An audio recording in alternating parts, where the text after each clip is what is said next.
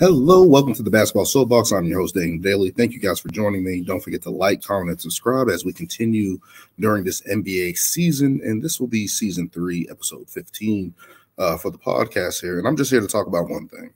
If you're still skeptical about the Boston Celtics, stop. Stop whatever you're doing. Stop whatever you're looking for. Stop whatever evaluations you have on this regular season, because all the numbers are there. The players are there. The coaching is there. The records are there. The numbers are there. There's nothing else you could look for. But let's get into it. Since people want to be skeptical, let's get into the numbers. The Boston Celtics have the best record on the NBA season. They're 52-14. 52-14 on the NBA season. Have been dominating, have been beating teams, have been playing really well, have two guys that were an all-star, added Kristaps Porzingis and Jrue Holiday, of course, at the start of the season. Derek White has taken leaps and bounds. Made a small trade for Xavier Tillman and Jaden Springer in small transaction deals before the trade deadline. And people are still skeptical about this Boston Celtics team, which I just don't understand. And a lot of the arguments I have against people who are skeptical about the Boston Celtics, as well as the Boston media, how they're always skeptical even after a bad loss or whatever the case may be, is that every team around the league has bad losses, even teams that they think there are title contenders against us. The Denver Nuggets stand out, which I'll be talking about. OKC, Clippers. Every team has had bad losses this season, has had injuries, had some type of confusion. But the Boston Celtics, through all of that, have been the most steady, the most consistent. And people have this feeling that we are the Utah Jazz after the bubble season 2021, where they were the first seed and lost in the second round. And it's just like, that's not the case with this team, because we're just better than that team. We're more dynamic. That Jazz team won 52 games, ended up losing. The Boston Celtics are past that. If you don't think the Boston Celtics have a very, very good chance to win a title and worried about every little contender in the West, the contenders in the East who are trying to steady build right now, if you're worried about that, then just leave. Don't cheer for the Boston Celtics. Don't do any evaluation, because it doesn't matter what they are going to do going forward during this NBA season. The only thing that they can be judged by is the playoffs.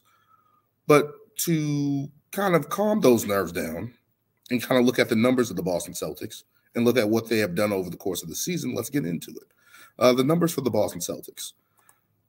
They're first in offensive rating, second in points per game on the offensive end. And that's obviously the influx of three-point shooting that Joe Mazzulla has implemented, getting up to what people are scared about of 43s a game. They're not quite there at that point as yet. 1 second here.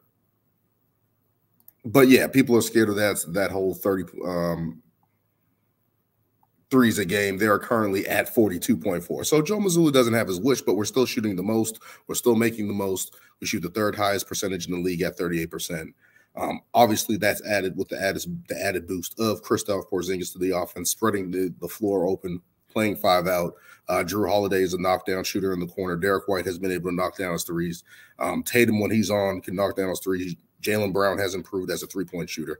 Sam Hauser off the bench has been impressive, knocking down his threes over the course of the year and trying to build a bigger role in that role on the offensive end. So when you got that, you got 3 dynamic scorers and JB, JT, and KP on this offensive end for the Celtics.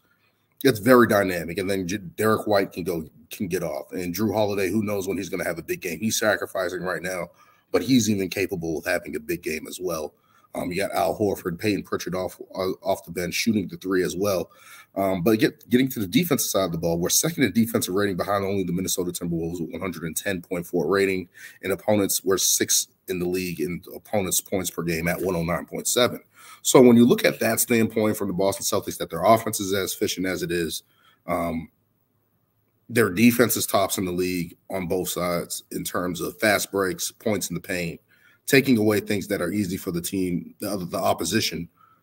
They're high in those standard numbers, and people are still trying to find ways, because we blew a 20-point lead to Cleveland a couple weeks ago. We lost to Denver, again, which I'll be talking about later in this video.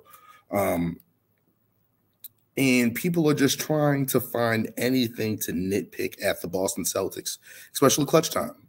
which was an issue against the Denver Nuggets, which I'll talk about right now. Looking at clutch record,